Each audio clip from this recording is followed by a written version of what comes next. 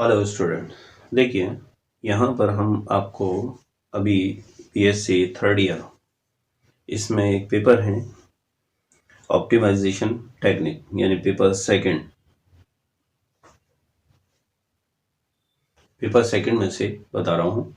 ठीक है, क्योंकि ये चैप्टर क्या है कि अच्छा इम्पोर्टेंट भी है और काफ़ी मार्क्स का भी है ये।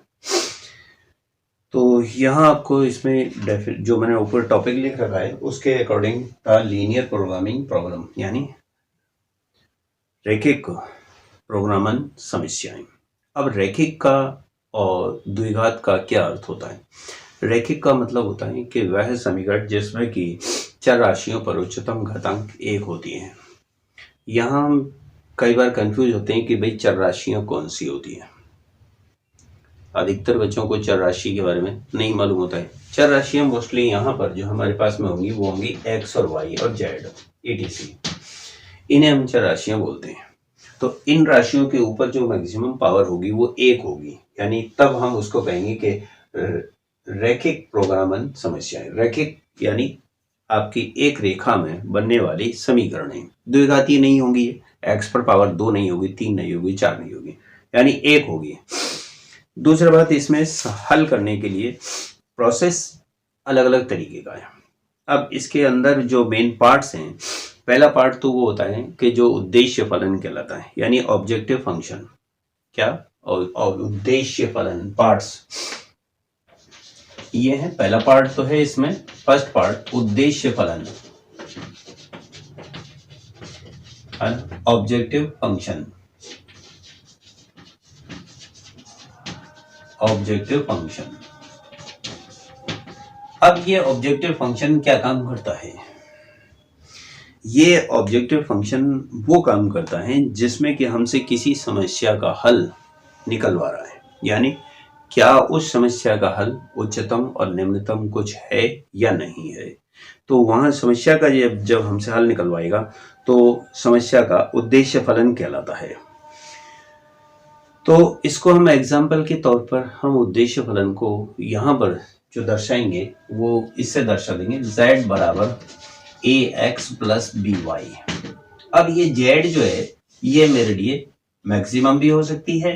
अब z को यहाँ वो हमसे z के बारे में ये कह सकता है या तो मैक्स निकालो और या मिनिमम निकालो, दो में से कोई एक चीज या दोनों चीज।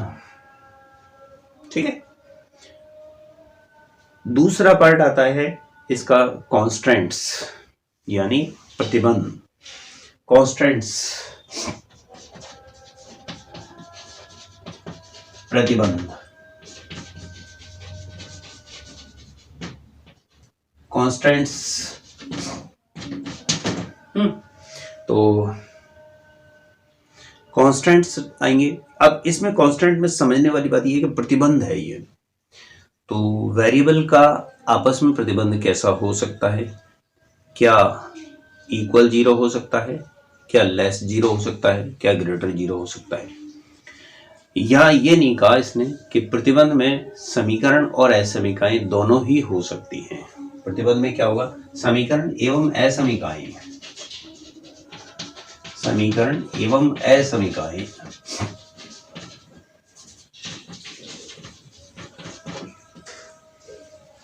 प्रयुक्त होती हैं। अब समीकरण का मतलब होगा जैसे कि ax प्लस बी वाई बराबर सी, या ax प्लस बी वाई आपके ग्रेटर 0, ये भी हो सकता है, या ये भी हो सकता है ax plus B Y less 0। अब ये तीन रूप हो गए, ग्रेटर सी और लेस सी। ये हमारे लिए या तो इक्वल सिंबल काम आए, या ग्रेटर सिंबल काम आए, या लेस सिंबल काम आए। यहाँ तीन प्रकार के चिन्ह काम में आ सकते हैं। अब इनके साथ भी एक समस्या है कि खाली ग्रेटर भी नहीं हो सकता, ग्रेटर और इक्वल दोनों मिला के हो सकते हैं, यानी इक्वल ग्रेटर के साथ हो सकता है या इक्वल लेस के साथ भी हो सकता है। तीसरा जो पार्ट आता है वह है ऋणेतर प्रतिबंध, non negative रेस्ट्रिक्टेंट।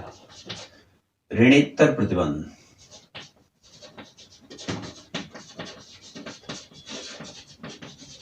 Non negative रेस्ट्रिक्टेंट।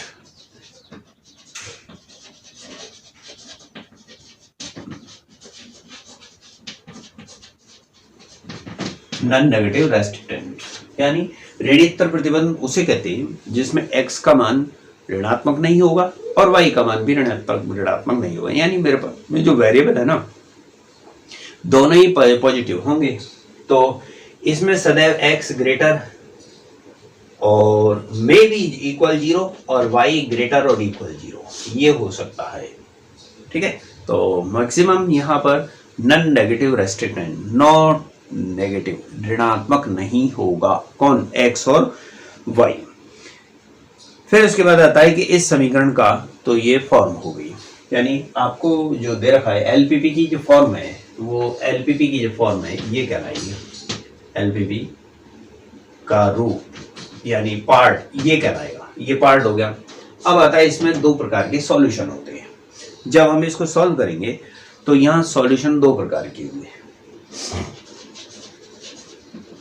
Solution दो प्रकार के होने का मतलब है, एक तो होगा आपके पास फैसिबल सॉल्यूशन, एक होगा यहाँ पर ऑप्टिमल सॉल्यूशन। फैसिबल और ऑप्टिमल,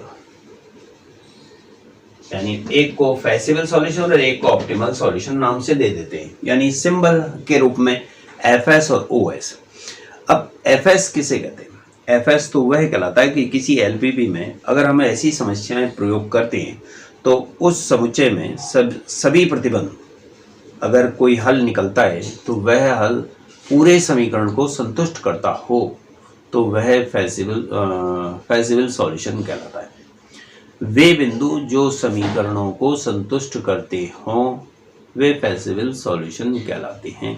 लेकिन ऑप्टिमल सॉल्यूशन, फैसिबल सॉल्यूशन का वह बिंदु यानी वह हल जो किसी समस्या के उद्देश्य फलन का मान निर्धारित करता हो। अब माना कि मेरे पास में दो से अधिक समीकरण दे रखे हैं, उनमें से समीकरणें आपस में एक दूसरे को काटती हैं, जिन बिंदुओं पर काटेगी वह तो उसके सुसंगत हल कहलाएंगे। ठीक है, फैसिबल सॉल्यूशन कहलाएंगे। जहां भी रेखाएं एक दूसरे को काटती हैं तो वह उसके निश्चित है कि वे बिंदु उसके फैसिबल सॉल्यूशन कहलाएंगे। अब ऑप्टिमल सॉल्यूशन उसे कहते हैं कि जो उद्देश्य फलन का निर्धारण करता हो, जो बिंदु उद्देश्य फलन का या तो वह मैक्सिमम या वो मिनिमम जिसका निर्धारण करता हो, उसे हम ऑप्टिमल सॉल्यूशन कहते हैं। हालांकि इसकी डेफिनेशन अपने लिए इतनी आवश्यक नहीं है, मैं चाहता तो पहले लिखा दूं, लेकिन ऐसी कोई जरूरत नहीं है। अब आता है ये हमारे पास में कि हम इसका हल क्षेत्र कैसे याद करें। सुसंगत हल क्षेत्र,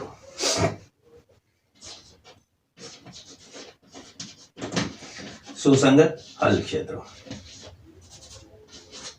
अब हल क्षेत्र का पता लगाने के लिए ये देखना होगा कि जैसे सपोज करो कि किसी बिंदु से समीकरण का निर्धारण करते हैं और वह निर्धारण अगर उसकी ओर संतुष्ट होता है, यानी बिंदु से किसी समीकरण का निर्धारण यदि संतुष्ट होता है तो सुसंगत हल बिंदु की ओर होगा, अदरवाइज वह बिंदु से परे होगा किसी भी समीकरण के लिए। सपोज करो कि मेरे पास में जैसे कि ये थी ax प्लस बी वाई। अब जैसे कि इक्वेशन थी मेरे पास में ax plus B Y greater 0। अब मैं ग्रेटर सी, ये कहता है कि बिंदु अगर सपोज करो कि 0 0 है तो तब अगर ये समीकरण संतुष्ट हुआ, समीकरण संतुष्ट अगर होता है, संतुष्ट होता है तो यहाँ पर हल क्षेत्र बिंदु की ओर, भाई हल क्षेत्र किस ओर मानेंगे? बिंदु की ओर। और दूसरी बात, अगर मान लो कि यह समीकरण संतुष्ट नहीं होता है, समीकरण संतुष्ट नहीं होता है, मान लो कि संतुष्ट नहीं होता, तब क्या करेंगे? हल क्षेत्र बिंदु से परे, हल क्षेत्र बिंदु से परे मानेंगे। ये वाली बात है समझने की। तो आप इस चीज को समझ सकते हैं कि भाई किस ओर होगा, मूल बिंदु की ओर या मूल बिंदु से परे। कोई जरूरी नहीं है मूल बिंदु माने, अन्य बिंदु से भी इसका निर्धारण किया जा सकता है। तो ये आपके टॉपिक था। इसमें क्रियाविधि कार्यविधि क्या तरीका होगा, विधि के कुछ पॉइंट्स हैं जिन्हें मैं आपको क्लियर कर देता हूं। यदि प्रतिबंध रैखिक असमीकरणों के रूप में है तो संगत समीकरण रैखिक समीकरण के रूप में लिखा जाएगा, पहली बात। दूसरा, हम यहाँ पर पहले लेखा चित्र खींचेंगे सरल रेखाओं के असमीकरणों के साथ में, फिर उसके क्षेत्र को निर्धारित करेंगे। क्षेत्र को निर्धारित करने के बाद में जिन बिंदुओं से क्षेत्र निर्धारित हो जाता है उसके बाद उसका कंप्लीट सुसंगत हल निकालेंगे। हल निकालने के बाद में उसके कोणीय बिंदु निकालेंगे। कोणीय बिंदु निकालने के बाद में उन बिंदुओं से उद्देश्य फलन में वैल्यू रखेंगे। वैल्यू रखने के बाद में ये पता लगाएंगे कि उद्देश्य फलन को वो कहाँ तक सेटिस्फाइड कर रही हैं, मैक्सिमम है या मिनिमम है। जैसा प्रश्न ने पूछा उसके आधार पर हम उसको निकाल लेंगे। तो ये तो था हमारा ऊपर से एक टॉपिक समझना। मैं आपको एक शॉर्ट में एक एग्जांपल लेकर बताना चाहता हूँ कि भाई हम इसको समझेंगे कैसे, कि भाई किसी समस्या को हम हल करना चाहें तो वो कैसे हल होगी। तो मैं आपको एक छोटी सी प्रॉब्लम लेकर बताता हूँ। ये चारों पॉइंट हैं, तीनों पॉइंट।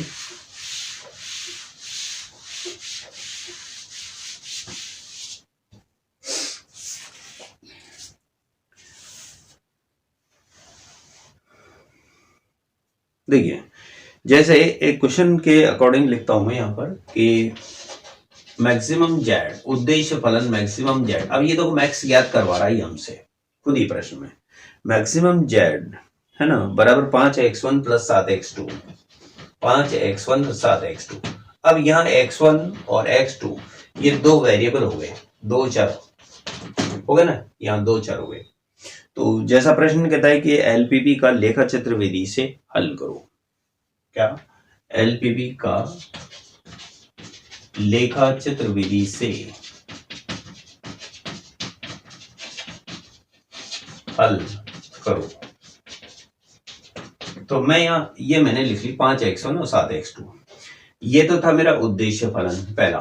अब ST यानी ST का क्या मतलब होता है, यहां पर आप निकालेंगे प्रतिबंध, यानी इस जगह पर आप प्रतिबंध निकालेंगे। और प्रतिबंध को मैंने ये बताया था आपको कि यहाँ प्रतिबंध जो हमें निकालना है वो किस रूप में लिखना है, या तो ग्रेटर है या लेस है या इक्वल है, जैसा भी प्रश्न देगा। ठीक है, तो यहाँ हमको प्रतिबंध कौन कौन से दे रखे हैं। एक तो दे रखा है x1 प्लस x2 लेस 4, एक तो प्रतिबंध। दूसरा प्रतिबंध है 3x1 8x2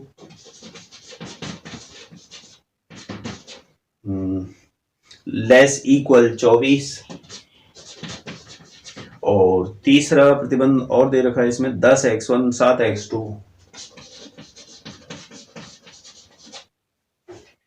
लेस इक्वल 35।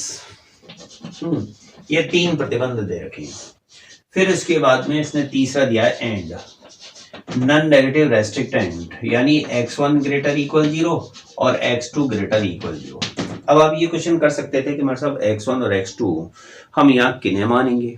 अब x1 तो मैं x अक्ष पर मानूंगा और x2 को मैं y अक्ष पर मानूंगा। यानी x1 तो हो गया x अक्ष मान लेंगे हम इसको, ठीक है, और x2 हम मान लेंगे y अक्ष पर, y अक्ष पर ये हम इनको मान लेंगे। चलिएगा, सरल करने का प्रोसेस देखते हैं। ये तो चलो क्वेश्चन की फॉर्म हो गई, उद्देश्य फलन हो गया ये। अब उद्देश्य फलन में मैक्स ज्ञात करवाया, ये आपका उद्देश्य फलन है, उद्देश्य फलन, ठीक है। और ये आपका प्रतिबंध है ना, ये प्रतिबंध हो गया। और ये नॉन नेगेटिव रेस्ट्रिक्टेंट कहलाता है एंड x1 और x2 ग्रेटर 0 या x और y ग्रेटर इक्वल 0। तो सबसे पहले जब इसका सॉल्यूशन करते हैं ना तो उसमें हम इसको लास्ट में रीडिंग करेंगे। पहले हम ये तीनों देखते हैं, ये क्या कहते हैं। जो पहली इनइक्वालिटीज है यानी हल जब हम करने बैठते हैं तो पहली ऐसा थी x1 और x2 लेस इक्वल 4। वैसे तो आपने 12th क्लास में पढ़ा होगा, उसके बेसिक पर आप निकाल सकते हैं, है ना। तो या तो अपन उसके आधार पर निकालें या फिर मैं आपको टेबल के अनुसार बता देता हूँ। कॉमा 3x1 और 8x2 लेस इक्वल 24 और या 10x1 plus 7x2 less equal 35। ये तीनों ऐसे समीकरण मैंने लिख ली। मैंने तीनों को इस तरह से लिख दिया। कारण क्या है कि मैं ऐसे लिखना चाह रहा हूं कि तीनों का सॉल्यूशन एक साथ आ जाएगा। अगर आपने x1 शून्य मानी है तो x2 क्या होगी? वैसे तो संगत समीकरण लिख सकते हो आप, यहाँ पर पहले संगत समीकरण लिख लेना, यहाँ सभी का संगत समीकरण, ठीक है। तो x1 plus x2 equal 4, 3x1 plus 8x2 equal 24 और 10x1 प्लस 7x2 इक्वल 35। इसके आधार पर ये तो चलो आपकी समीकरण थी, इनइक्वालिटी, इनको मत छेड़ना, नीचे आपने ये लिख लिया। अब आप बता सकते हो निश्चित है कि x1 0 मानने पर x2 क्या आएगा? x2 4 आ जाएगा। और अगर x2 तुमने 0 मान लिया है तो x1 कितना होगा? ये 4 हो जाएगा। इधर बताओ, अगर आपने x1 को शून्य माना है तो x2 क्या होगा? 8 3 24 यानी 3। और अगर x2 को शून्य माना है तो x1 बराबर हो जाएगा 24/3 यानी 8। या तो हम ऐसे निकालें, या अगर आप डायरेक्ट सारणी बना सकते हो। यहाँ देखो, x1 अगर 0 है तो x2 हो जाएगा 7 का भाग दे दो 5, और अगर x2 तुमने शून्य माना है तो x1 हो जाएगा यहाँ पर 3.5, क्योंकि 35/10 है। अब ये तो चलो आपने ऐसे निकाल लिया। अब उसके बाद में ये देखो कि इनसे लेखा चित्र कैसे बनेगा, इनसे, इन सभी बिंदुओं से। तो सबसे पहला काम यही करते हैं कि इन बिंदुओं से हम लेखा चित्र बनाते हैं। तो यहां देखना, मान x1 का मैक्सिमम शायद 8 दिख रहा है ना, और x2 का मैक्सिमम हमारे पास में मान 5 दिख रहा है। अब मैं ऊपर का मिटाया हूं, है ना।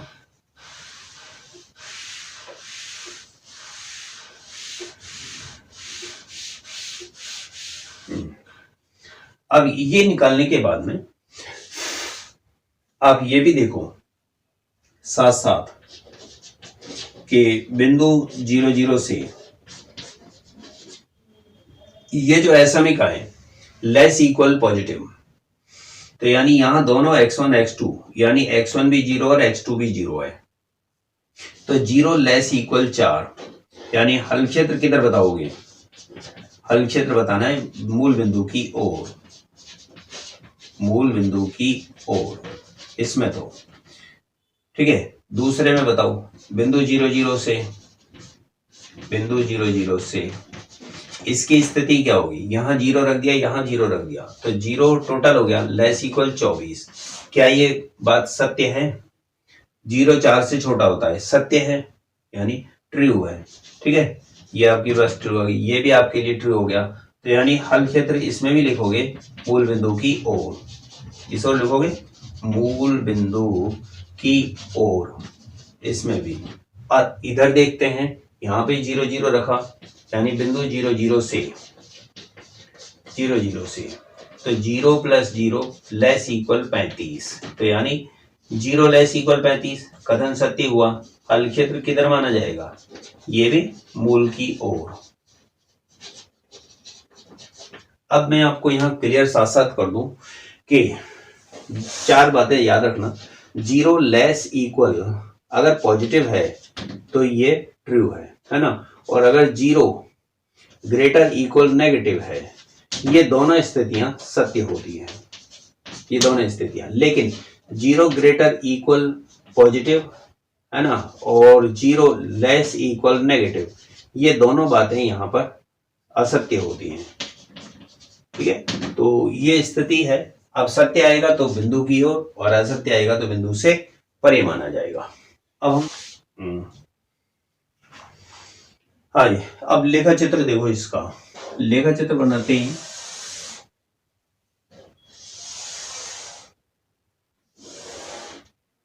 जीरो 1 2 3 4 5 6 7 8, ठीक है, 8 तक है। ये x1 इधर और x2 है ऊपर तक, 1 2 3 4 5, 5 तक है ये, 1 2 3 4 5 6 7।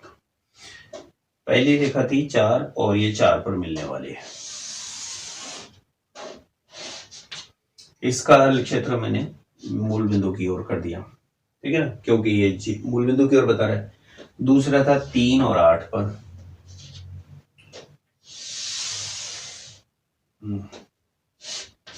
फिर 5 और 3.5, 3.5 यहाँ होगा ये बिंदु, ये 5 रहा। इस तरह से हमारे को ये जो तीनों रेखाएं हैं, तीनों का मूल बिंदु हल के तरफ मूल बिंदु की ओर है। इधर मानेंगे x1 ग्रेटर इक्वल 0 और नीचे से ऊपर मानेंगे तो x2 ग्रेटर इक्वल 0 होता है। ये घनिष्ठ हल क्षेत्र कहलाया, ये वाला, ठीक है ना। इसके कोऑर्डिनेट हो गए ए बी सी और ये D.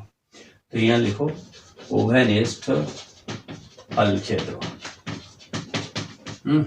O A B C D O. अब कोणीय बिंदु बताइए, इसमें कोणीय बिंदु ये होगा ओ ए बी सी डी। इसके निर्देशांक बताओ, ये तो होगा 0 0, ए के हो जाएंगे 3.5, 0, बी के क्या होंगे, जहां बी समीकरण नंबर 1 और 3 हल हो रही है, 1 और 3, 1 और 3, 1 और 3 का हल होगा यहाँ पर। तो एक काम करिएगा, समीकरण 1 और 3 को हल कर लेते हैं 1 मिनट के लिए। देखो x1 प्लस x2 4 थी और 3 था, 10x1 और 7x2 बराबर 35 था। अब अगर इसको सरल करते हैं तो ये आपको बी बिंदु ज्ञात होगा, क्योंकि यहाँ ग्राफ में तो अपने लाइन पता नहीं लग रही है, तो ऊपर की को 7 से गुणा करके निकाल सकते हो, ठीक है। जैसे मैं 7 से कर देता हूँ, 7 चौक 28, तो घटा देना, घटाने पर क्या होगा, ये कट गई ना, तो -3x1 बराबर -7, यानी x1 7/3 आया, 7/3 आया यहाँ पर x1। तो x1 7/3 आया, तो y1 आएगा, पहले समीकरण में रख के निकाल लो, तो 4 - 7/3, 4 दिया 12, 5/3, ये आ जाएगा 5/3, लगभग 2 के बराबर। देखो लगभग 2 के बराबर, 2 से थोड़ा सा ही नीचे है ये, और ये 3 से थोड़ा सा ही कम है, यानी 3 पूरा नहीं बना, 3 से कम है। सी बिंदु, सी निकलेगा ये वाला, ये है समीकरण 1 और 2 कट रही है एक दूसरे को, यानी एक नंबर तो थी x1 प्लस x2 बराबर 4, और 2 थी 3x1 8x2 बराबर 24, है ना, 8x2 बराबर 24। अब इसको सरल करते हैं, तो ऊपर की को 3 से गुणा करके देख लो, 3 चौको 12, माइनस करना, जिससे पता लग जाएगा ये माइनस का 5 x1 बराबर -12, तो यानी 12/5 आया ये मान। तो ये कितना आ जाएगा फिर, 5, 4 में से घटाओ 12/5, 8/5, ये 8/5 आ गया। डी बिंदु ये रहा, 0 पर 3। तो इस तरह से मेरे को ये कोऑर्डिनेट ज्ञात हो जाते हैं। अगर आपको निकालने में ग्राफ में दिक्कत आई तो समीकरण सरल करके निकाल सकते हो। फिर आपका आता है लास्ट, उद्देश्य फलन। ये उद्देश्य जो फलन था ना z बराबर, वो कितना था, वह था 5x1 7x2, 5x1 7x2। अब इसमें ये वैल्यू रखो, तो पांचों z क्या आएगी, पहले में तो 0 + 0 अर्थात 0 हो जाएगी, दूसरे में आएगी 3.5 रखना है, तो 15 3 35 5 17.5, है ना, प्लस 0, तो ये आ जाएगा 17.5। थर्ड 7/3, 7 पंजे 35 और 7 पंजे 35, 7 पंजे 35 और 35, 35/3 प्लस 35/3, यानी 70/3। कितनी बार भाग जा सकता है, 3 2 6 और 3 3 9 और 23 सही 1/3 आएगा। अच्छा अगले में बताओ 5, ये मान रखेंगे, तो 40 84, 40/5 और 12 7 84/5, 124/5, भाग देना, 5 दूनी 10 और 5 चौक 20, 4/5, और नीचे लास्ट का 0 + 21 बराबर 21। अब इसमें जो मैक्सिमम आया है वह कौन सा मान आया है मैक्सिमम। मैक्सिमम आपको यहां पर प्राप्त हुआ है 24 सही 4/5 वाला। तो जो आपसे प्रश्न पूछा था कि मैक्सिमम जेड आया है 24 सही 4/5, यानी इसको कहते हैं अपन 24.8 भी कहते हैं। इन चारों पांचों में इसमें तथा इसमें से सबसे अधिकतम यही है। फिर ये जिस बिंदु पर आया वह बिंदु कौन सा है, सी। मैक्सिमम पॉइंट कौन सा हुआ, मैक्सिमम पॉइंट सी हुआ। सी के कोऑर्डिनेट क्या हुए 8/5 और 12/5। तो यानी x का हल आया 8/5 और y का हल आया 12/5। तो अब से एक तो फेजिबल सॉल्यूशन पूछ रहा था, फेजिबल सॉल्यूशन तो ये हो गया। अब इसमें ऑप्टिमल सॉल्यूशन क्या होगा, वो ऑप्टिमल सॉल्यूशन ये हुआ। ठीक है, तो यहाँ 8/5 और 12/5 ये इसका कुल हल कहलाएगा जो उद्देश्य फलन को निर्धारित करेगा। ठीक है ना।